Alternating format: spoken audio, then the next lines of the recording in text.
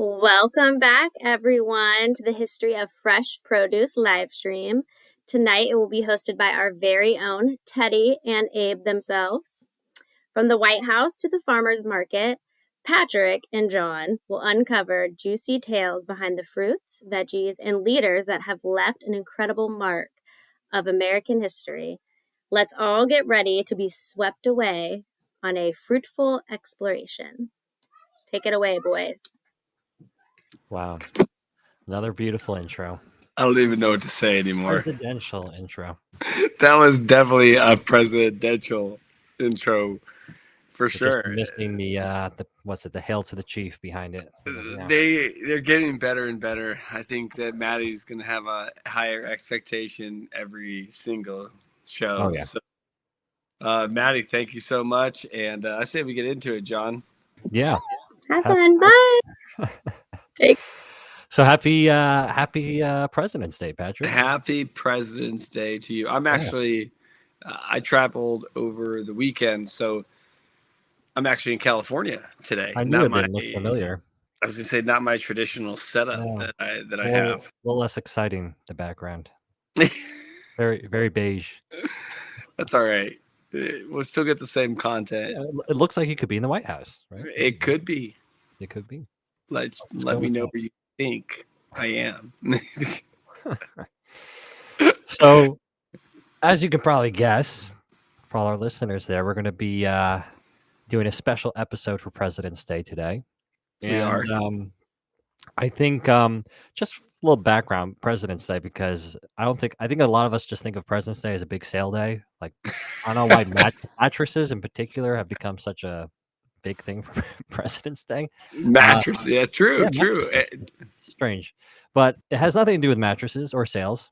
It was actually established in 1879 to celebrate the birthday of George Washington. Okay. But then I'm not going to go into the full history of this because it's not the history of politics or American history. It's history of fresh produce. But in short, in 1971, a provision was included in this uniform holiday bill to combine the celebration of Washington's birthday with Abe Lincoln's. And then they said, all right, let's just celebrate all the presidents. So in a nutshell, that's President's Day, right? All right. Well, now everyone, today's going to be fun, John. I think I can give them a little bit of a scope of what we're going to be talking about, but we're going to highlight 10 U.S. presidents. We're going to share a brief background on their roots and personalities, followed by our favorite stories. Okay. Now, events about each former president. Now, John, you might have guessed already, and the listeners probably did too, that these presidents probably have something to do with produce. I mean, seriously, am I right? There's a lot of them. Obviously, we couldn't do all of them, and by no means is this saying that we love this president more than the other. We're politically what's the word I'm looking for? Neutral here. We're not picking presidents based on their political views. We're just politically neutral. You hear that, everyone? So we're just looking at interesting stories that we thought were specifically interesting that we thought for this episode. And there's actually more, but we couldn't fit more. We felt like 10 was a realistic amount that we could fit into an hour. So that's our strategy for tonight. We're gonna start in order, and we're sticking to it from the oldest president all the way to the most current president.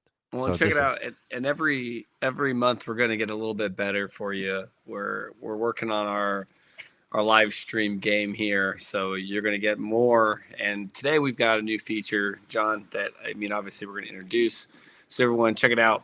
So now we've got the pictures integrated a little bit better than from the Disney episode.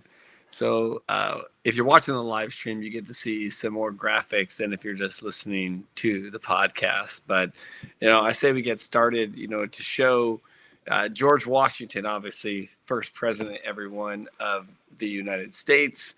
But let's give a little bit of background. So father had gone to school in England, tasted seafaring life, and then settled down to manage his growing Virginia estates. Now, family migrated from England to Virginia in 1657. This Few is moons 2000. This is 2024.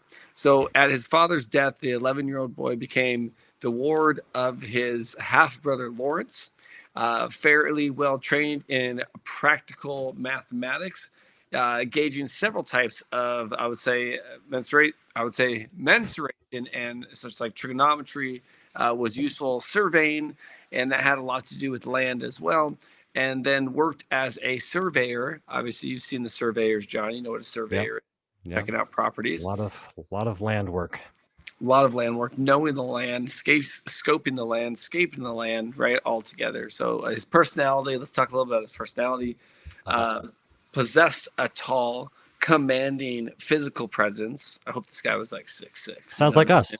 You know, could be excitable and demonstrated impatient during early campaigns, but learned to channel strong passage, never greedy, refused salary for public service, and something of a perfectionist. So he had a lot going on, right? I mean, definitely sounded like a cool cat to me. So let's talk about, moving forward now. Mount Vernon, okay? Inherited Mount Vernon along with 10 enslaved people in 1761 through provisions in his half-brother's will. Was a 2,100-acre tobacco plantation, but tobacco was hard on the soil, and after poor harvest, it led Washington into debt. So Washington had 2,100 acres of tobacco. Sounds like he was involved in produce a little bit. We'll get to a little more. Now, diversified with other plants, 7 crop rotation systems, including wheat for sale, corn for domestic consumption, and fertility-enhancing legume crops. So under the system, no crop except clover or grass, John. I mean, think about it. There was so much going on with Washington that I always say, man, like, think about it. Think about this being like 1761 compared to what it is today. Livestock, right? Fields planted with grass. I mean, luckily they had all their own manure to replace the value and the nutrients in the soil because there was so much going on.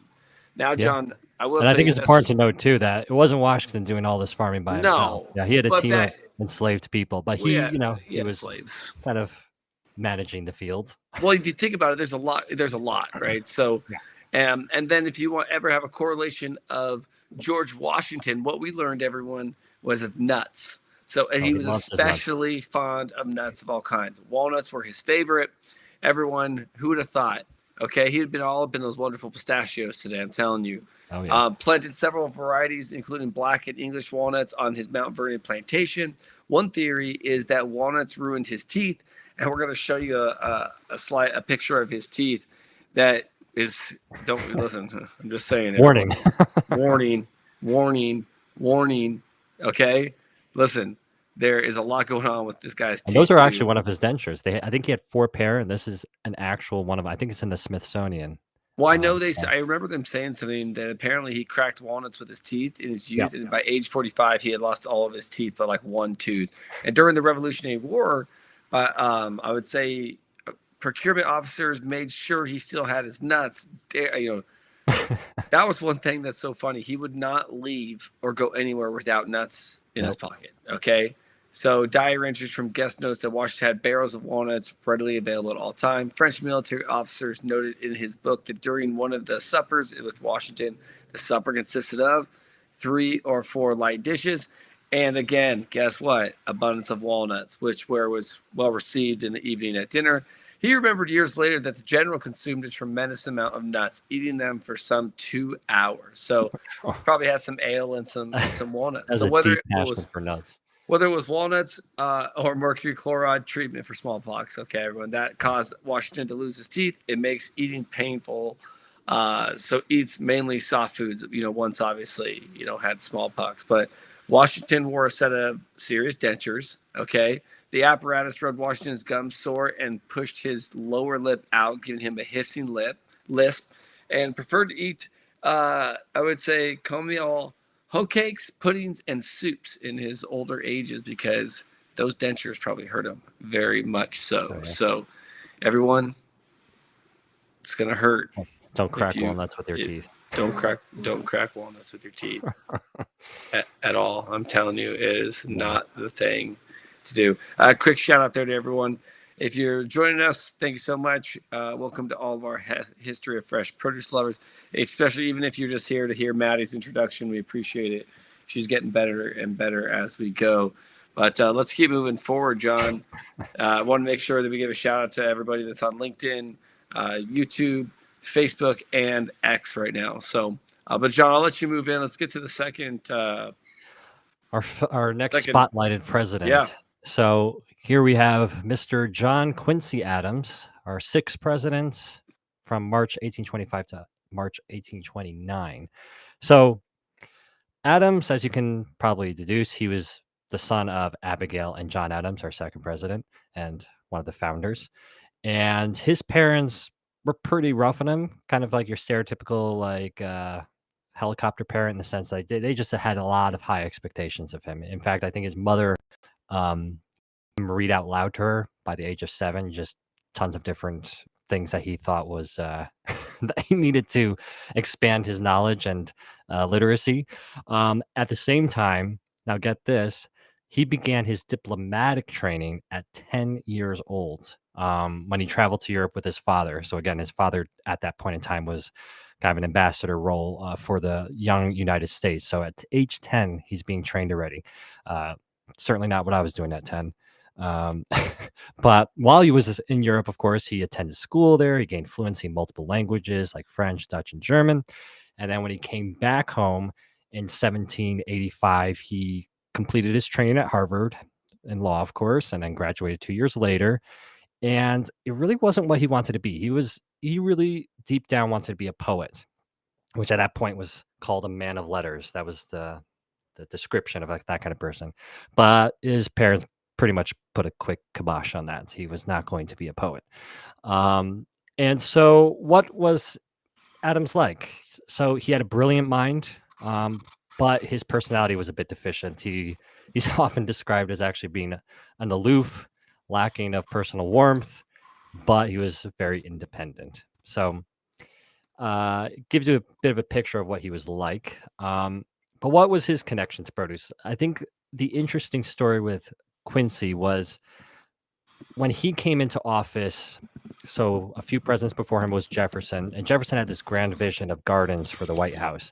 And it was really the Quincy who brought that vision to life. And that was because Quincy was an enthusiastic gardener. He planted a 2-acre garden with trees, herbs, vegetables, and created groves of fruit and forest trees. And he had a personal connection with it. He felt that access to fresh fruit was so important. And he spent many mornings just sitting in the presidential garden and taking it all in. But it was beyond just an interest about being surrounded in it and just eating it, but he really had a fascination with horticulture. And so he actually requested that works be delivered from state departments based in London and Paris, and reading all these books on horticulture, like about Spanish and French cultivation of grapes, and figuring out how you could get grapes to be improved in America. He even attracted gardeners from around the country hearing about his passion for landscaping. And so those people started sending seeds and their encouragement to him, being like, yeah, you're doing a good job. Keep going. And then he went even further and had the Secretary of Treasury send to every U.S. consul around the world a circular announcing his project to collect forest trees used as timber, grain of any description, fruit trees, vegetables for the table. It goes on and on. He wanted access to everything to kind of test what would work and what wouldn't in this White House garden. So as you can imagine, dessert fruits like strawberries, black currants became pretty much standard fare on the president's table during his administration. Now, unfortunately, and this is a good segue into our next presidential feature here. When the next in line came in, Mr. Jackson, the nurseries and grounds that Adams had so carefully tended to ended up getting completely trampled on during the very rowdy inaugural party that Jackson had at the White House. And Adams, who was never really keen of Jackson, basically suspected that the destruction of his plantings had to have been deliberate. and it was a political message from Jackson's supporters to Of course. eradicate Adams' political legacy. But there is some good news. Adams' horticultural legacy did endure, including an elm which he planted as a seedling, which witnessed pretty much many presidents until 1991, when unfortunately had to be taken down because of structural concerns. But the administration at that time, which was the Bushes, so First Lady Barbara Bush actually planted a root cutting from that tree to replace it. So it's there from its original plant. So that was Adams' legacy for produce. I like it. And you know what? We're going to move. And we talked about Andrew Jackson because obviously he was up next, right? And Andrew Jackson, 7th president, March 4th, 1829 to March 4th, 1837. So what's crazy about this? Excuse me. Always good when you're traveling in 2 different time zones, right, John? When you look at Andrew Jackson's background is what's one place you always know Andrew Jackson's going to be? John? Where's he going to be? Yeah. I have no idea. In your pocket. Oh, I was thinking way too literal in that sense. Yeah, you were. It's okay. I don't know. I don't have too many Jacksons in my pocket. I got more Washingtons. I got more Lincolns. They're pennies. Oh. But no, so let's look at his background. So parents were immigrants from Ireland. His father died in an accident before Andrew, the third and youngest son, was even born. Andrew and his 2 brothers fought against the British. Oh my goodness. And Andrew and his 1 brother were both captured by British soldiers. So this family had a lot that they went through. So one of the British soldiers cut Andrew's face for not cleaning their boots, leaving a scar that remained his entire life. By the age of 15, Andrew Jackson had no living immediate family at all. He had already stopped attending school, but taught himself enough to become a lawyer. He moved to what became Nashville, Tennessee, everyone, where he developed a successful law career. Now, his personality. Let's think about, his personality. Jackson was tall and thin, kind of like us, with red hair and bright blue eyes. Sometimes Jackson was very playful. He loved to dance, have parties, and play games where he could win money. So a little blackjack, maybe a little poker. Why not? I'm just saying there, John. Right? So sounds like a fun guy. Yeah, listen, he definitely sounds like a fun guy.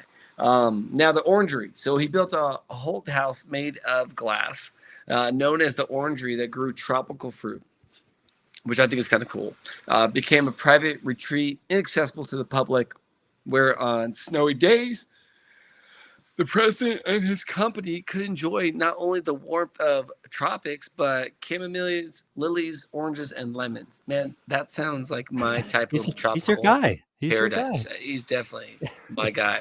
Despite its praise, the White House orangery wasn't a new creation now. President George Washington built a smaller model at Mount Vernon. After it was destroyed by the fire in the winter of 1835, Washington's relatives presented President Jackson with a Malayan sago that once belonged to the first president. This may have inspired Jackson, a collector of Washington's relics, to build his own orangery. And if you look at old pictures of the White House, they have actually this whole, orangery that existed, like a conservatory that was built the west side of the White House during President James Buchanan's admin, March 4th, 1857 to March 4th, 1861, John. So that's what's even, I'd say, more interesting about this is look at all the stuff that was on the White House before today, obviously. I mean, they should always have a greenhouse there. So they have a garden. They have nice rose gardens, but they should definitely have fresh fruits and vegetables. So who's our next president? Our next wait. Actually, let me show you. Oh, yeah, we should see that Everyone, picture. It's a pretty fascinating. Show you. Check this out. So this is from 1850. Hold on. Right? Check it out, everyone. This is from 1857 to 1861.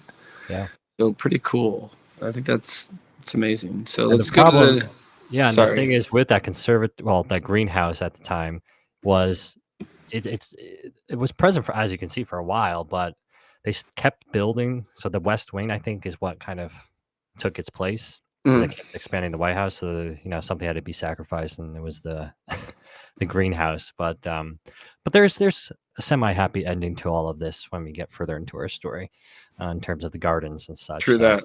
All right, let's go we'll to get the there. next president. Mr. Abe. We all know Abe. So he was Honest our Abe. He Honest doesn't Abe. tell lies. I Apparently. like those commercials where he was like, remember his wife was like, "Do I look fat in this?" Those commercials. Oh, that was several years ago at this Yeah, point. I remember. Yeah. But all right, let's get to it. Let's get to Honest Abe here.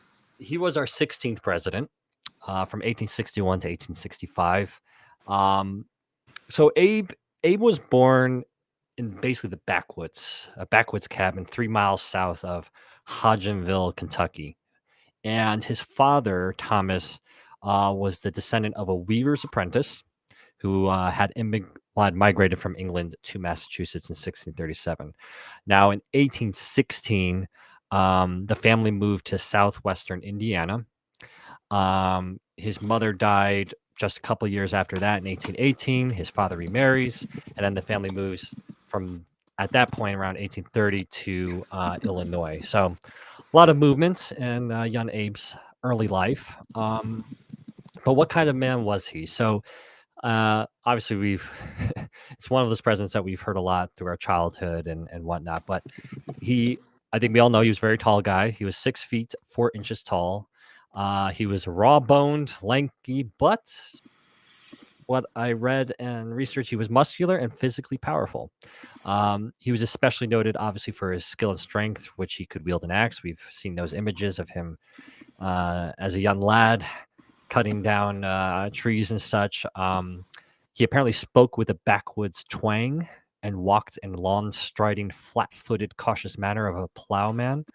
But he was good-natured, somewhat moody, but talented storyteller. So that gives you a little bit of a picture of who Abe Lincoln was. Now, so what's Abe's connections to produce? So quite a bit, actually. So as I painted in his background, he lived on a leased 30-acre farm in Kentucky originally before moving to Indiana, and his father planted corn and pumpkins. And so by age 7, Lincoln was filling wood boxes, weeding the garden, gathering grapes for wine and jelly, picked persimmons for beer making, planted pumpkin seeds. So he was knee deep in agriculture. He was also a cornaholic. People say he loved corn. He loved cornbread. He loved corn muffins, corn dodgers. I had to look up what corn dodgers were exactly. They're basically some sort of almost like a fried cornbread or something, like patties. It's interesting. I've never had one. Yep. Corn dodger.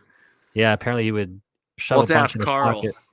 Yeah, there you go. If Carl knows about them corn dodgers. There's corn dodgers. How about them corn dodgers, everyone? And then once Abe got into the White House, now of course we all know the Civil War was kind of his big event of his administration. So before the presidency, he was a good eater. He liked food, but the Civil War had obviously a big impact on him, weighed on him heavily, and so his eating was a struggle. He wouldn't eat as much, not because he didn't want to or so, but he was just overwhelmed and anxious and stressed. So his lunch was typically an apple or a biscuit with milk. But apples were pretty much his favorite fruit. It's well documented. He said actually that people should eat foods that agree with them, and that apples agreed with him. So he would, and when I say he liked apples, he liked apples. He ate them in their entirety, starting from the top and then munching his way to the bottom, core and all. So that's a serious apple lover right there. And his favorite dessert, of course, was apple pie. So I love apple pie. In and out apple lover. I'm an apple streusel fan. It's funny, as I was at Whole Foods earlier today. I think it was Whole Foods. Yeah, Whole Foods. And I always go to the bakery section, even though I'm a produce guy. But I told Jehoon, I was like, man, I got to find like a good like cherry tart or an apple Danish, like something that they made fresh at Whole Foods. And sure enough, I found like this really good apple streusel or apple croissant. And I got to have it. So, hey, I agree with you, man. You I feel totally agree with you. So, I'm just saying. Yeah. So beyond his love for apples, he also made a big contribution with the And garden. hold So, on. yeah, And this top his hat. top hat. Yes, that's very true, Ross. Just saying. Can't Yeah, forget. he had a point. He had a point. Can't forget about the top hat. Do you know in his top hat he actually kept documents? I mean, makes sense. It's like a traveling, I don't know, briefcase or something. Got your hands-free briefcase. So yeah, so he kept up with the garden.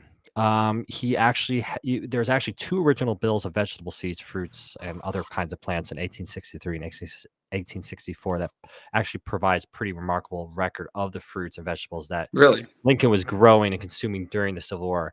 And the seeds, the lists were actually pretty extensive. Included tomatoes, eggplant, radish, cucumber, York cabbage, cherry pepper, squash, blood turnips, celery, cantaloupe, pumpkin, corn, lima beans, potatoes, rhubarb, early peas, and the list goes on. And basically any surplus of produce was taken in baskets and then given to First Lady Lincoln, and she brought them to the wounded and dying Union soldiers on her nearly daily visit trips to the Washington's military hospital. So the vegetable garden at White House was feeding the military during the Civil War. So pretty neat legacy again with produce in the White House here.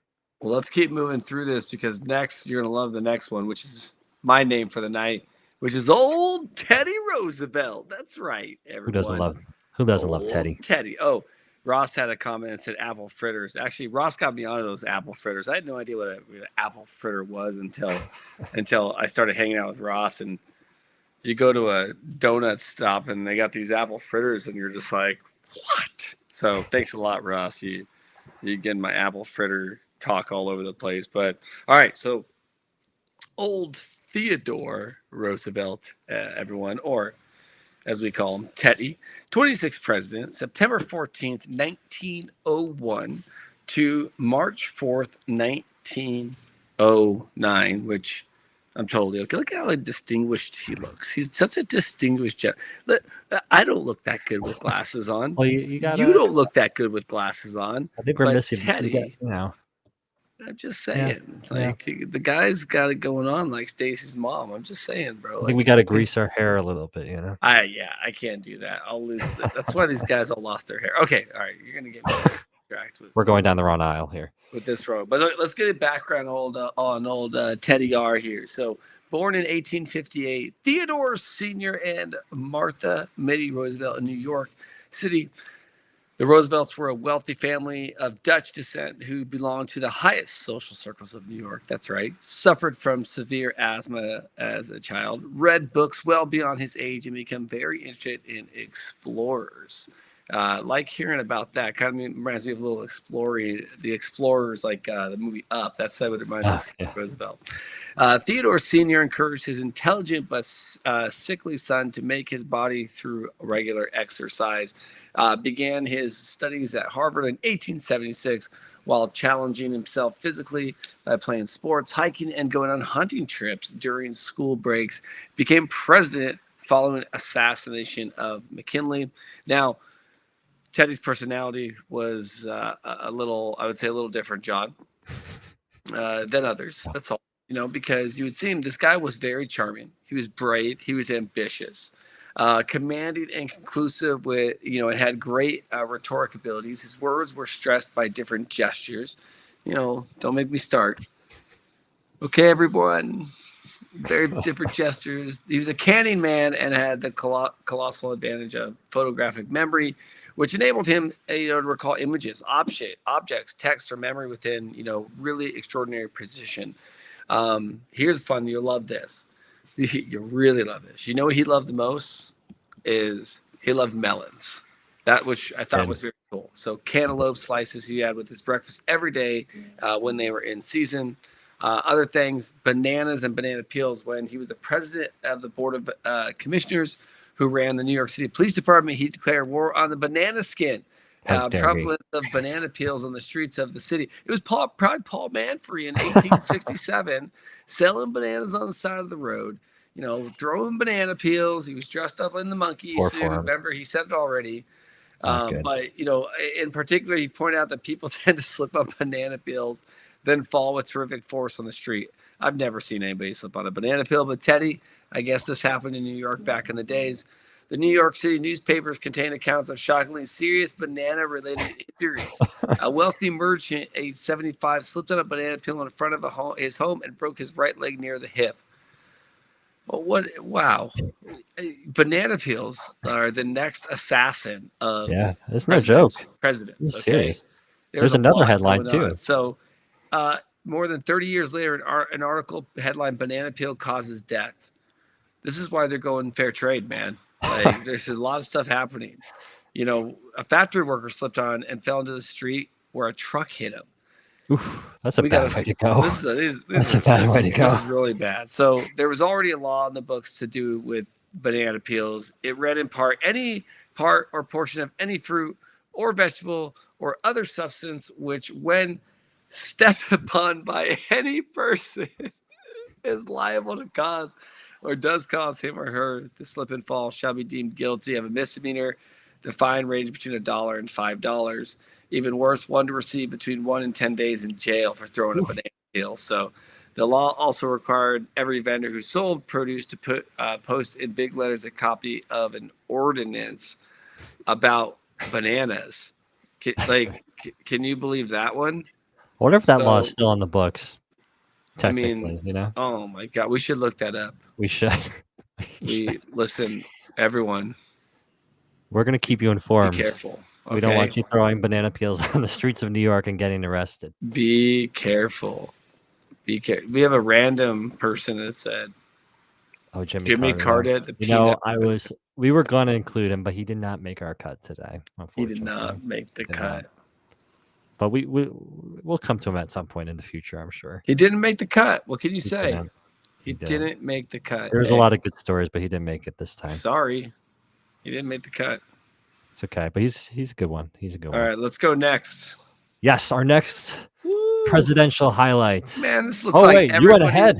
You went ahead. How could you miss Woodrow? Listen, all I know is these next two look like everybody's grandfather. Well, it could be some of our grandfathers in terms of. Well, that's a little old. Woodrow Wilson. So Woodrow Wilson, our 28th president, 1913 to 1921. So Woodrow, he was born in Staunton, Virginia. Grew up mainly in Augusta, Georgia, during the American. So think about it. He grew up during the American Civil War and the Reconstruction era. Okay, his father, Joseph, was a Presbyterian minister who had moved to Virginia from Ohio and was the son of Scotch immigrants. And his mother, Janet, was a daughter of a Presbyterian minister that had been born in England of Scottish parentage. So Wilson actually was the only president since Jackson, which we covered just a bit ago, who had foreign-born parent. So interesting. His father served in the Civil War as a chaplain with the Confederate Army. Woodrow went on to attend Davidson College near Charlotte, North Carolina for a year before entering what is now known as Princeton University in 1875. He abandoned his law career for a study in government and history at Johns Hopkins, where he received his PhD. And he is actually the only president to have earned that degree of PhD. He ended up actually being a professional academic before becoming president. He was president of Princeton. So gives you a little bit of an idea of his backgrounds here. So he's very well educated and an academic. So what kind of personality? You can usually piece together what kind of personality that kind of person is going to be. So he was an emotionally complex man, they say. So before large crowds, he was expansive. He was supremely self-confident, gifted moving orator, but in small groups of strangers, he was reported to be often shy and awkward. So interesting changes in personality there. And he went on to actually describe his own nature. So these are Wilson's words. So he says, there was a struggle between his Irish blood, quick, generous, impulsive, passionate, anxious, always to help and sympathize with those in distress, and his Scotch blood, canny, tenacious, cold, and perhaps a little exclusive. So that gives you a little bit of an idea of who Wilson was. So what does Wilson have to do with produce? So if we know our history, this period, 1913 to 1921, was the period of World War I. And in World War I, a lot was going down in Europe from a food perspective. So farms and fertile lands across European were often the scenes of battles. And as you can imagine, not a good situation of securing foodstuffs when that's happening. So that combined with political issues like the trade embargoes and labor shortages, because obviously a lot of farmers and farm hands were drafted into the war, there were very few people left to plant or even tend to the crops. So no European country, didn't matter what side you're on, if you're Germany or France and England, no European country had the ability to grow or sustain food supply for the foreseeable future during this period. And it was actually Wilson that said, food will win the war. And he couldn't have been more right. So in 1918, much of DC's federal land was divided into community vegetable gardens, and citizens nationwide were actually encouraged to plant any available plot of land to aid in the war effort. So in the end, over 20 million households planted, I think you know where this is going, victory gardens, also known as Liberty Gardens or war gardens. And Wilson called on all Americans to plant vegetables to ward off the possible threat of food shortages. And it's not, I described what Europe looked like. So it wasn't that the American land was suffering, but America was sending all the food that they could to their troops in Europe, plus their allies in Europe.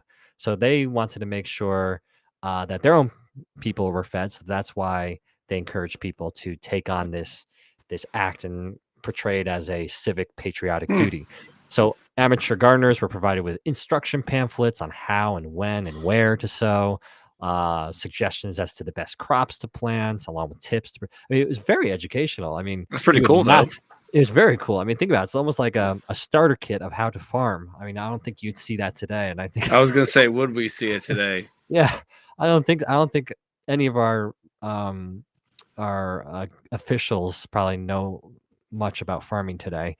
But some of the popular produce that were grown in these victory gardens included beans, beets, cabbage, carrots, kale, lettuce, peas, tomatoes, turnips, squash, Swiss chard. I got greens, beans, potatoes, tomatoes. I knew that's where you're going to go with this. But the question is, did the White House grow their own garden? And I told you we're going to touch on it. So at this point, that greenhouse that we saw in Buchanan's picture, that's no longer there. So there was no garden on the White House property. So the Wilson administration actually installed a demonstration vegetable garden directly across from the White House, what eventually became the Treasury Annex. And so that location was probably chosen off the ground. So like I said, the gardens were gone. But at this time, which I thought was fascinating, because I didn't recall this, but the White House lawn was actually full of sheep. So Wilson was using sheep to eat the grass, flowers, shrubs, and anything else that these sheep could munch on as an additional way to cut down on costs and such to keep the lawn looking good and maintained, if you will. So Wilson's big legacy with produce was victory gardens, and they would actually reappear again in World War II. And this was fascinating. So in World War II, victory gardens supplied 40% of the produce grown in America. Wow. Think about it. That's crazy. That's insane. Well, I think we could finally, without like further ado, now represent this guy. Good old Ike. Old Dwight Eisenhower, everyone. Now, 34th president, January 20th, 53 to January 20th, 61. Is that crazy? Oh, yeah. I say crazy is like we just started in the 1700s. What kind of crazy? And now we're to the point where it's just we only got a few more presidents left, John, is what I'm saying. So, as we look at this, let's go for a background, John, of background check of Ike, Mr. Old D. White. third of 7 sons, grew up in Kansas. Father worked in a creamery. The family was poor. This is not sounding good for him. Is this like a resume, or is this like this is geez. Dwight and his brothers were introduced to hard work and a strong religious tradition at an early age. Enjoyed sports, but took only a moderate interest in his studies. Entered U.S. Military Academy at West Point, though, in New York. So, had a little bit going on. He knew what to do. So I always say that, when you can get into West Point, if you have an ambition to go to the military on your own, then you know something's up. So, personality, optimist, did not dwell on setbacks, accepted bad news, did not dwell on it, pushed forward. Those are all amazing traits right there too, man. Like, that's one thing you got to appreciate about anybody that's always born. Endless curiosity toward people and things. Obviously another good one right there. Made sure that he was curious in everything and everybody. Liked to be one of those guys. He would conceal his intellectual interest and cautiously acted like a Kansas farm boy or a simple soldier sometimes. Mentions Hannibal, Caesar, Pericles, Socrates, help me out here. Socrates. There we go. Yeah. That's pretty funny. You wouldn't think that Ike would be you wouldn't think Ike would be all into the ancient Greek, like leaders the mythology and Greek gods and things like that. One thing that he was about was the vegetable garden too. So one thing we can talk about with good old Ike here is, as a child, instead of earning an allowance for chores, he got a small plot of land on the family property to grow vegetables and then sell to neighbors. Talk about allowance, right? So he grew sweet corn, cucumbers, and sold them off. During the months he didn't have vegetables to sell, he learned how to make hot tamales, with which he then sold 3 for 5 cents. So definitely an entrepreneur here. I was gonna say entrepreneur right there.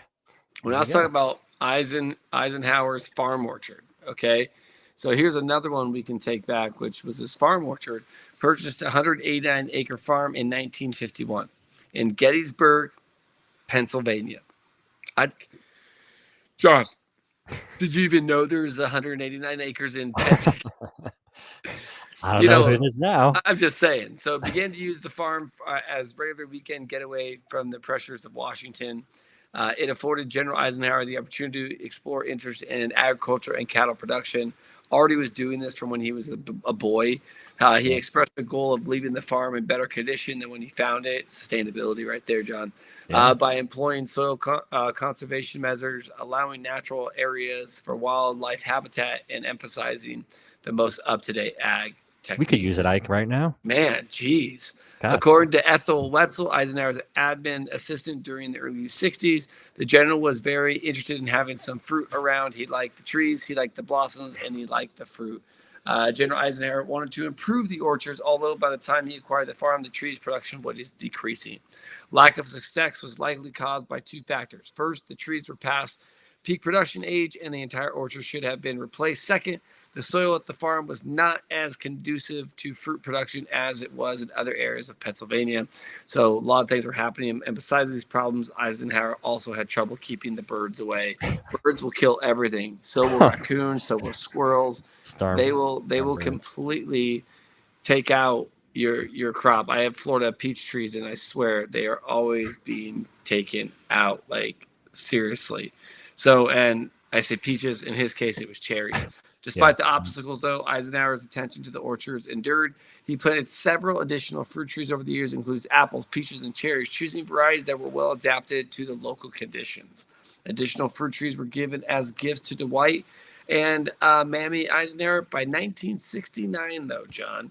Okay, the orchards contained 24 fruit trees, including 16 apples, 6 peach, and 2 nectarines. There were no remaining cherries at that time, and several other non-fruiting trees grew in the orchards.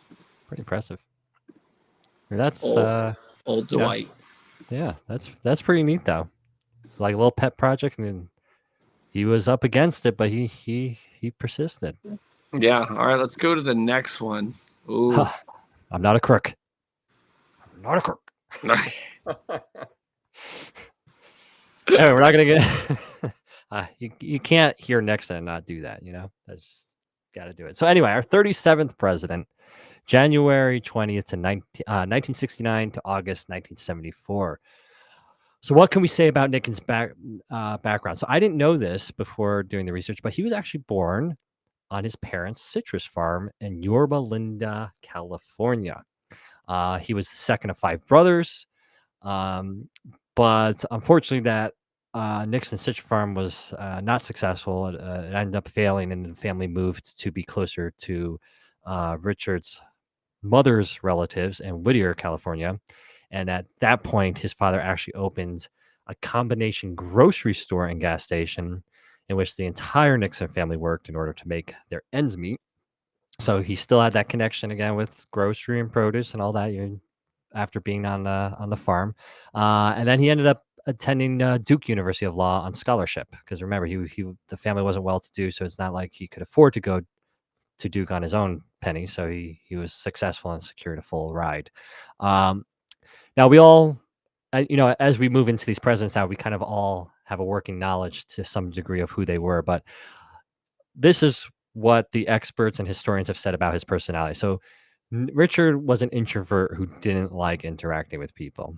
He doubted his abilities, but because of that, he made up for his doubts through obsessively hard work. Okay, and obviously we can read into a little of that based on his childhood. He was very sensitive to criticism, but he was also very intelligent. Now, before the Nixons actually entered the White House, the staff actually was apprised of the family's fondness for fresh California and Florida produce, especially avocados, apparently. That's obviously not a surprise, given that he grew up on a citrus farm as a child, and then it was obviously around that environment onward. His breakfasts apparently were always the same. He had a glass of fresh orange juice, half a grapefruit, cold cereal, skim milk, and coffee. And then later in the day, he would and apparently he loved this. He loved cottage cheese, and he would top it with fruit. So it could be peaches, could be pears or oranges, basically depending on what was available in the season and all that. So that was his go-to meals. Now, what's his legacy? So there was a few stories we could have done. I just thought this one was kind of the most interesting / humorous, and it actually involves also JFK. And this has nothing to do when Nixon wasn't president. It was actually when he was campaigning the first time around, when he was going against JFK. So here's what happened. We're talking about 1959. It's a few weeks before Thanksgiving in the U.S. And it's hit with this, well, during this period, we all know about the communist scare. But this is a different Red Scare. There's a notification that goes out that cranberries, which everybody gets for Thanksgiving, might be contaminated by a chemical weed killer known to cause cancer in animals. And this comes off the heels of this carcinogen being banned the year prior.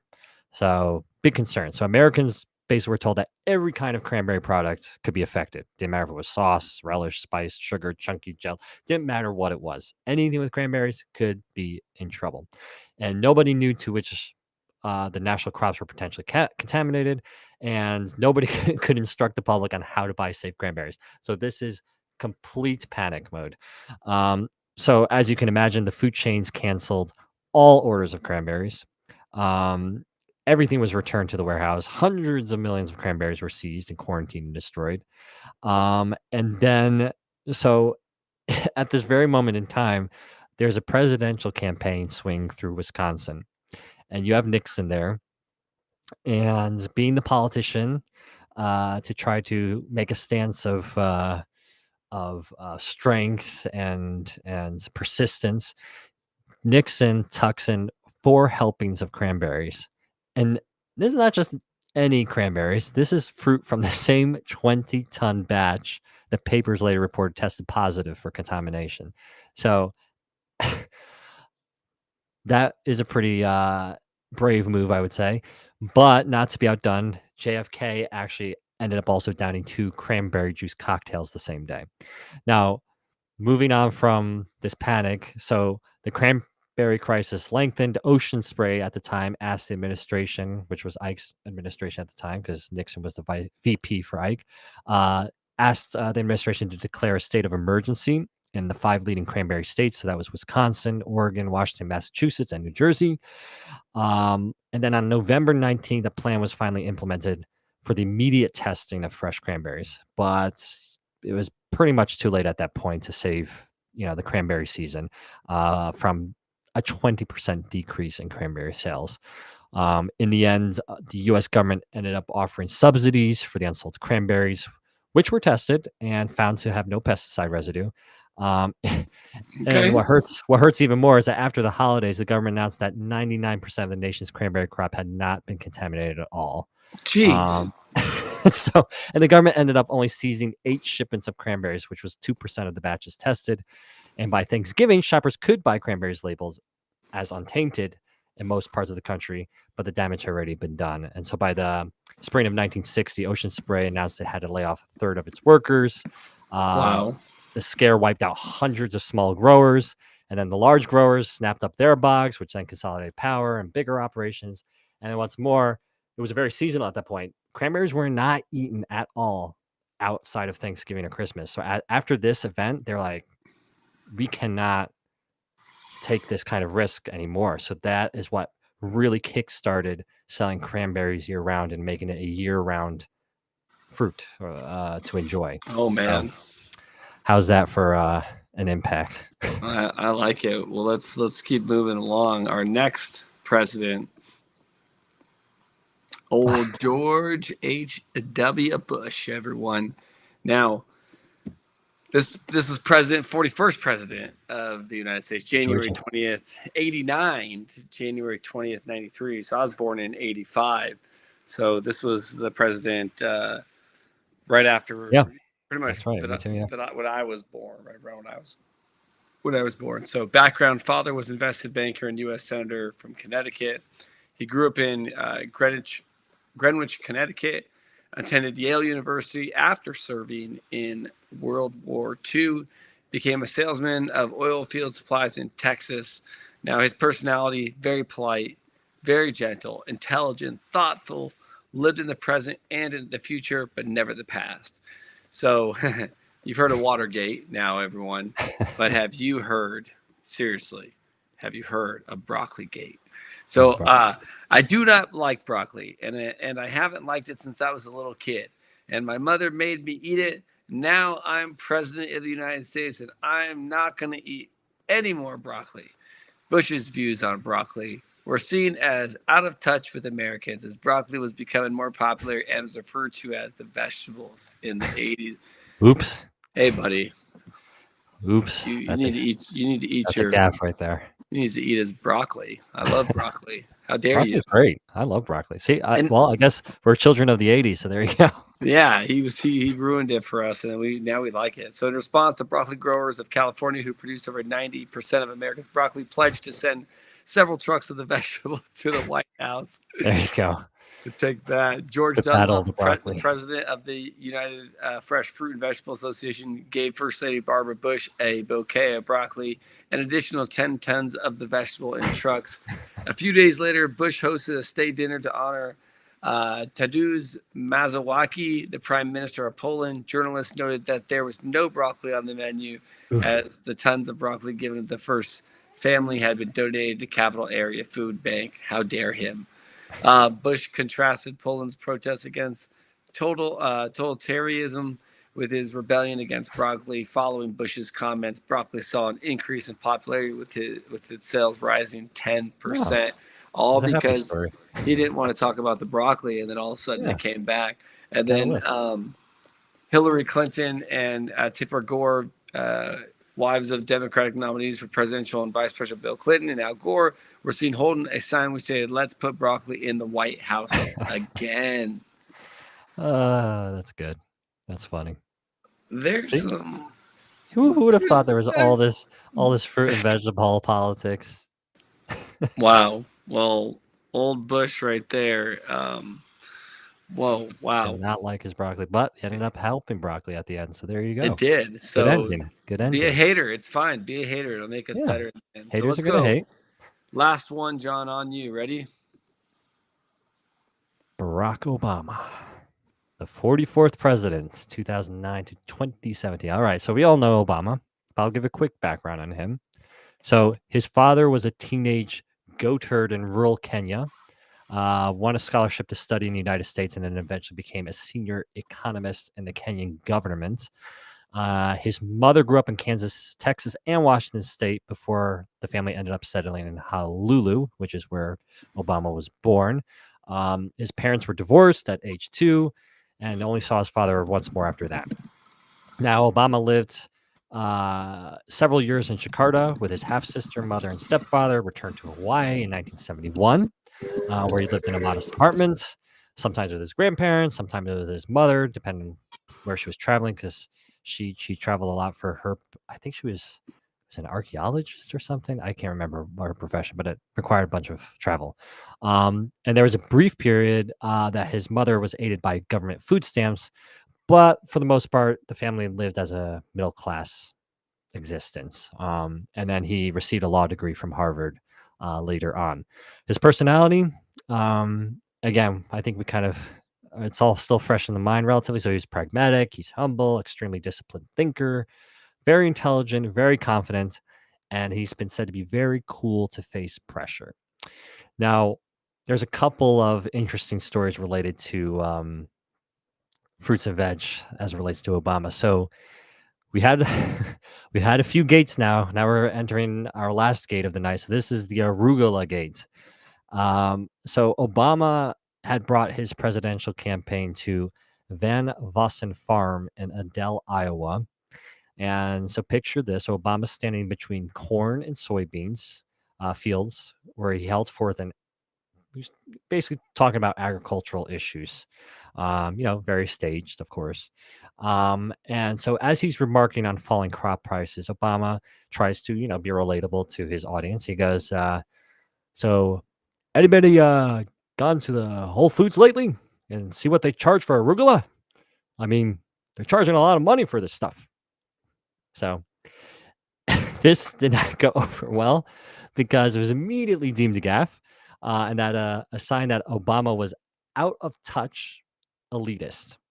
And the New York Times went on to note that there wasn't a Whole Foods in all of Iowa, and arugula was certainly not a vegetable that the people, the average Joe of Iowa was consuming. So throughout the rest of the campaign, Obama's taste of food would often be used as a class signifying cudgel against him, and it outed him as a foodie and perhaps even a member of the food movement. But it worked both ways, right? So he attracted that group of people, but then kind of turned off the other side of people. The second part of his legacy, and I told you we'd get back to this, is the vegetable garden. So as we saw from the early on, vegetable garden was well present on the property up until the end of the 19th century, because this again had to do with the expansion of the public buildings around the White House, the construction of the East and West Executive Avenues, the growth of the West Executive Avenue, taking away the land. But there was also, a lot of this fruit you could get in the markets that were becoming readily available in the area. But Michelle Obama rekindled that passion of the White House and the vegetable garden. So she planted this vegetable garden on the South Lawn in 2009. It was 1,100 square foot kitchen garden, and expanded to 1,500 feet with raised beds, and pretty much planted heirloom varieties. A sampling of presidential favorites. She had Thomas Jefferson's brown Dutch, Antenna's ball lettuce, prickly seed spinach, and Savoy cabbage. Yes, there was arugula. The garden provided produce for, of course, the president's table, state dinners, Miriam's Kitchen, which provides freshly cooked meals and services to the homeless in D.C. And Miss Obama had no prior experience gardening. This was really, and this was her words, this was motivated to get more fruits and vegetables for the diets of her daughters, Malia and Sasha, because when Obama was campaigning and she was working full time, they did not have the best eating habits. They dined out a lot, 3 times a week, and occasional sandwiches for dinner. And their food choices, their doctors were said had to improve. Their diet wasn't very healthy, and I think that's obviously a common struggle, I think, for a lot of Americans today, trying to find that balance from the choices they can make with their dollars. It's a tough balance. So anyway, she used this as a way to create a more healthy food choices for her family and That's the educate truth. children around the value of locally grown produce. So that was the Obama's legacy, and our 10th feature of the evening.